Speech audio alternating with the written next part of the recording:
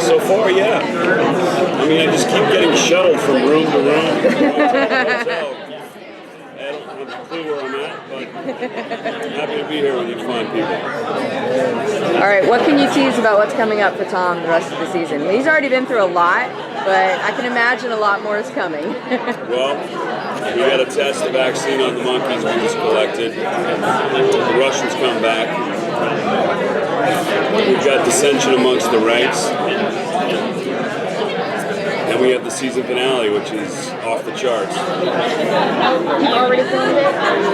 We filmed everything already, yeah. Would you describe it as a cliffhanger? Are we in for it? Oh, yeah. Major cliffhanger. Awesome. Who does?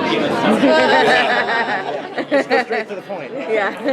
I will be back for season 2.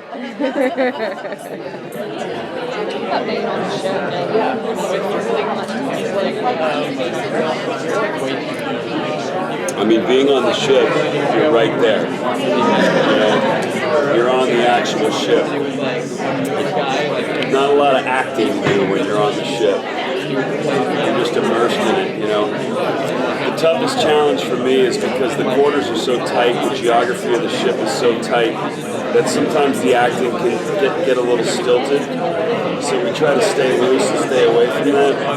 But it's pretty tight on those ships. Those P-ways are pretty narrow, and I've hit my head a couple of times on the ceiling. But, Have you gotten some pointers from any of the Navy folks about being a captain, being in charge, showing you're a leader? Or? no, they actually think I fit the role pretty well. They did give me some shit about my salute. My salute wasn't perfect there for a second, but they straightened me out. Did you? Oh, go ahead. All right. Did you do a lot of prep to get into the military information? No. I just put the uniform on. The rest took care of itself. So, what elements of the story attracted you to this show? I mean, you just said you put the uniform on and you were the person. So, what First of all, challenge did you think it was going to give you? it was a Michael Bay show, and the action genre has always been intriguing to me. And I read the script, and aside from it being whatever it is, virus, action, drama, no drama, it's some of the best writing I've ever read.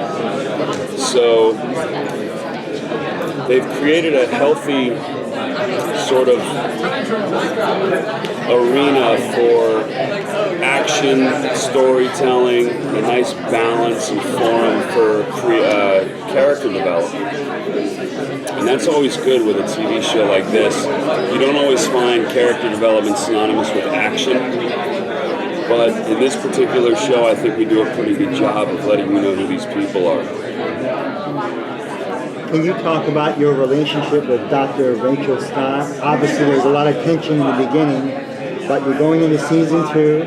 You guys are on the ship. There's a lot of banter between the two of you. Is that going to lead to something down the road, or? I don't think so. I don't know. I don't think so. I mean, I still have a family out there, so. Chandler's not, I think his primary mission is the mission and to take care of his crew. I don't know if there's going to be any romantic endeavors in there. Speaking of his family, are we going to see any more of that, his conflict, because he's had that transition from his family, but then he has the... Oh, yeah.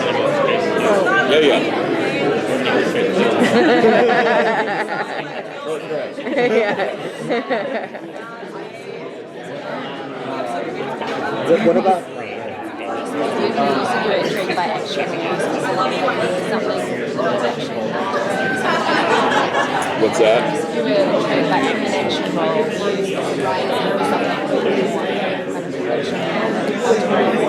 I was. I mean, it's looking for something and having something become available to you are two different things. It was just kind of the perfect storm of opportunities, and that this project came up at the right time. It was 3 weeks after I wrapped Grays when this all happened, and it just was something I couldn't pass up. So, I'd like to say I was sifting through a bunch of scripts looking for the right one. It just didn't happen that way. It just kind of just unfolded perfectly, and it was just kind of the perfect storm of circumstances that led me here. What's been the best part of playing Tom?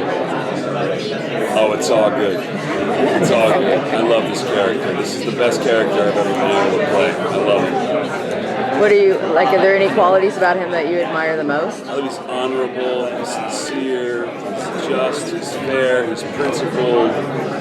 He's a bit of a maverick at times. He's got a dry sense of humor. All the things that are fun for an actor to play.